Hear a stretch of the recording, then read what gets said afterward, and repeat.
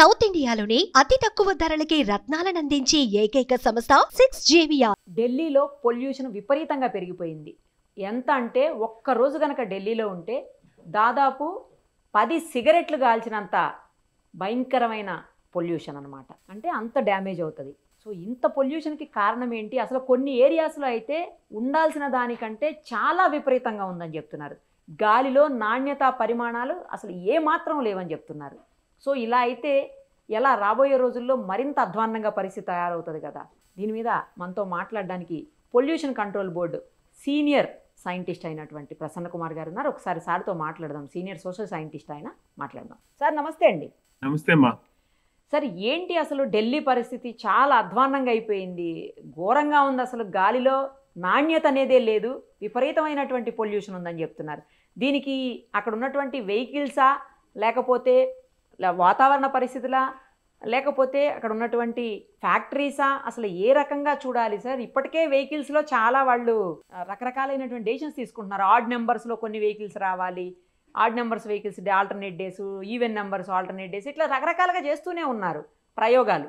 తర్వాత ఇంకా ఏంటంటే కొన్ని ఏరియాస్లో అసలు వెహికలే నడపడానికి లేదని, తర్వాత 15 ఏళ్ళు దాటినటువంటి వెహికల్ అసలు అక్కడ ఉండకూడదని, తర్వాత ఈవీ వెహికల్స్ ఉండాలని, ఇలా రకరకాలుగా పెట్టారు. కానీ అయినా ఏమాత్రం ఇంప్రూవ్మెంట్ కనిపిస్తున్నట్లేదు సార్.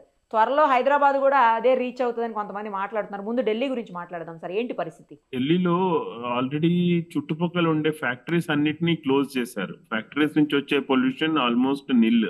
ఓకే. అట్లాగే వాహనాల్లో కూడా చాలా వరకు పాత వాహనాలని తీసేశారు రోడ్ నుంచి. కాబట్టి పాత వాహనాల నుంచి వచ్చే కాలుష్యం కూడా తక్కువే. కానీ ఢిల్లీ జనాభా చాలా ఎక్కువ, ఢిల్లీలో రోజు పెరిగే వాహనాల సంఖ్య కూడా ఎక్కువ. దాంతో ఢిల్లీలో ట్రాఫిక్ జామ్స్ కూడా చాలా చోట్ల అవుతుంటాయి. ఒక ప్రదేశం నుంచి ఇంకో ప్రదేశానికి అదే మెట్రోలో వెళ్తే 20-25 నిమిషాల్లో వెళ్ళగలిగింది, అది రోడ్ మీద వెళ్తే 1 hour 1.5 hour పట్టే అవకాశం. కొన్ని చోట్ల 2 గంటలు పడుతుంది, కొన్ని చోట్ల మనం చేరుతామో ఎన్నింటికి చేరుతామో తెలియని పరిస్థితి ఉంది. సో రోడ్లో ట్రాఫిక్ ఢిల్లీలో ఎక్కువ ఉంటుంది. స్లో ట్రాఫిక్ ఉన్నప్పుడు ఐడ్లింగ్ వెహికల్ ఎక్కువ ఉంటుంది. అంటే ఇంజిన్ నడుస్తూ ఉంటుంది కానీ వాహనం ముందుకు పోదు ట్రాఫిక్ జామ్ వల్ల.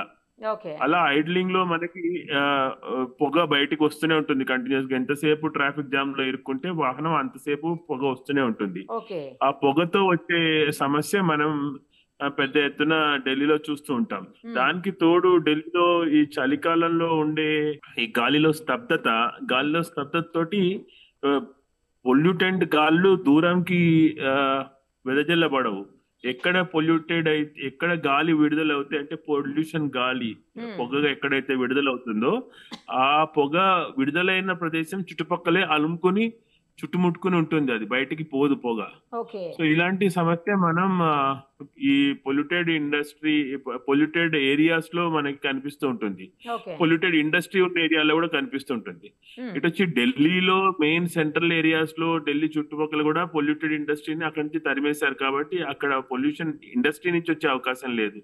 ఎక్కువ మటుకు పొల్యూషన్ వాళ్ళకి ఈ వాహనాల నుంచే వస్తోంది. దానికి తోడు వాళ్ళకి చుట్టుపక్కల ఉండే రాష్ట్రాల్లో పంట వ్యర్థాలని వాళ్ళు తగలబెట్టము. ఆ పంట వ్యర్థాల్లోంచి వచ్చే పొగలు కూడా ఢిల్లీ వైపుగా వచ్చి ఢిల్లీలో కేంద్రీకృతం అవుతున్నాయి. దానివల్ల అంటే పంజాబ్, హర్యానా, యూపీ ఇలాంటి ప్రదేశాలు చుట్టుపక్కల ఉండే ప్రాంతాల నుంచి ఈ పొగ వస్తోంది. ఇది కూడా ఒక పెద్ద సమస్యగా మారింది ఢిల్లీకి.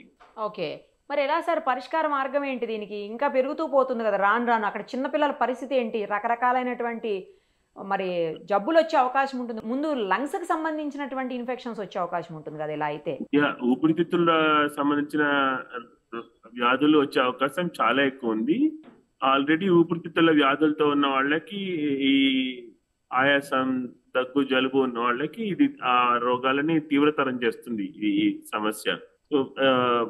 అంటే వాళ్ళు ఈ మాస్కులు పెట్టుకోవడం కానీ, లేకపోతే ఎయిర్ ప్యూరిఫైయర్స్ పెట్టుకోవడం కానీ, అంటే ఇంట్లో రూమ్ లో ఎయిర్ ప్యూరిఫైయర్ పెట్టుకున్న తర్వాత మనకి ఏ ప్రాంతంలో వాళ్ళు ఉంటున్నారో ఆ ప్రాంతాల్లో ఇంటి వైజ్ ఎయిర్ ప్యూరిఫైయర్ పెట్టుకోవాల్సి వస్తుంది. ఇది వరకు వాటర్ ప్యూరిఫైయర్ పెట్టుకుని నీళ్ళని శుభ్రం చేసుకున్నట్టే ఎయిర్ ప్యూరిఫైయర్ పెట్టుకుని డస్ట్ పార్టికల్స్ అన్ని అది పీల్చుకునేటట్టు చేసి అది దాంట్లోంచి ఫిల్టర్ చేసి గాలిని వదిలేటట్టుగా చేసుకోవాలి. అలా చేసినప్పుడే మనకి ఇళ్లలో ఎస్పెషల్లీ శ్వాసకోశ వ్యాధులతోటి బాధపడే వాళ్ళు, ఈ ఉబ్బసం వ్యాధితోటి బాధపడే వాళ్ళకి కొంచెమైనా దాంట్లోంచి నిష్కృతి దొరుకుతుంది, కొంచెం దాంట్లోంచి బయటకు వచ్చే అవకాశం ఉంటుంది. అంటే సార్ మీరు చెప్పినట్టు ఇంట్లో ఉంటే ఓకే, కానీ స్కూల్స్ లో ఉన్నప్పుడు, ఆఫీసుల్లో ఉన్నప్పుడు అది ఎలా సార్, అసలు అది ఎలా సాధ్యమవుతుంది? ఎక్కడైనా సరే మనకి ఎయిర్ ప్యూరిఫైయర్స్ పెట్టుకోకపోతే మాత్రం లంగ్స్ రిలేటెడ్ ప్రాబ్లమ్స్ ఉన్న వాళ్ళు, దగ్గు జలుబు ఉన్న వాళ్ళు అందరూ కూడా వాళ్ళు ఎక్కువ సఫర్ అవుతారు ఈ ఎయిర్ పొల్యూషన్, అంటే ఈ ప్రెజెంట్లీ ఉండే ఎయిర్ పొల్యూషన్ తోటి ఢిల్లీలో. సార్ ఆ మధ్యన ఏదో న్యూస్ చూసాము, హైదరాబాద్ కూడా సెకండ్ ప్లేస్కి వెళ్ళిపోతుంది లేకపోతే థర్డ్ ప్లేస్కి వెళ్ళిపోతుంది అంటూ కొన్ని వార్తలు వినిపించాయి పొల్యూషన్ విషయంలో.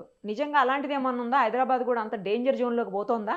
హైదరాబాద్ లో కూడా కాలుష్యం ఎక్కువే ఉంది, కానీ ఢిల్లీ స్థాయిలో లేదు. ఢిల్లీ స్థాయికి వెళ్తుందన్న మాట మనం చెప్పలేము. ఇక ఢిల్లీ జనాభా హైదరాబాద్ కంటే 3 రెట్లు ఎక్కువ ఉండే జనాభా ఉంది. అక్కడ ఇబ్బడిగా వాహనాలు ఉన్నాయి, మన దగ్గర ఆ స్థాయిలో లేవు. ఇంకోటి మన దగ్గర చలి కూడా వాళ్ళ దగ్గర చలి ఉండదు. మనకి ఇన్వర్షన్ కండిషన్స్ వాళ్ళకున్నంత ఇన్వర్షన్ కండిషన్స్ ఉండవు. అట్లాగే మనకి చుట్టుపక్కల ప్రాంతాల్లో వచ్చి పంట వ్యర్థాలు తగలబెడితే వచ్చే దుమ్ము ధూళి అవి మనకి వచ్చే అవకాశం లేదు. బట్ ఇవన్నీ కాదనుకున్నా హైదరాబాద్ కూడా వాహన కాలుష్యం ముప్పు ఉంది. దాన్ని హ్యాండిల్ చేయడానికి మనం ఎలక్ట్రికల్ వెహికల్స్ యూజ్ చేయడము, ఎలక్ట్రికల్ వెహికల్స్ కోసం ఛార్జింగ్ పాయింట్స్ పెట్టాము, ఆర్టీసీ బస్సులో కూడా ఎలక్ట్రికల్ వెహికల్స్ ని ఇంట్రడ్యూస్ చేసే ప్రయత్నం చేయడం, ఇలాంటి ప్రయత్నాలు చేస్తున్నారు. ఈ ప్రయత్నాలు కొంతవరకు మనకి ఉపశమనం ఇస్తాయి. బట్ ముందు ఈ ప్రయత్నాలని ఉధృతం చేయాల్సిన అవసరం ఉంది. ఉధృతం చేసినప్పుడు మనకి ఈ సమస్య నుంచి మనం బయటపడే అవకాశం ఉంటుంది. Right sir, thank you sir, thank you so much. నమస్కారం. మరిన్ని అప్డేట్స్ కోసం Nirupama Suman TV Insta page ని ఫాలో చేయండి. సుమన్ టీవీలో మీ పర్సనల్ అండ్ బిజినెస్ ప్రమోషన్స్ కోసం కింది నెంబర్ కి కాంటాక్ట్ చేయండి.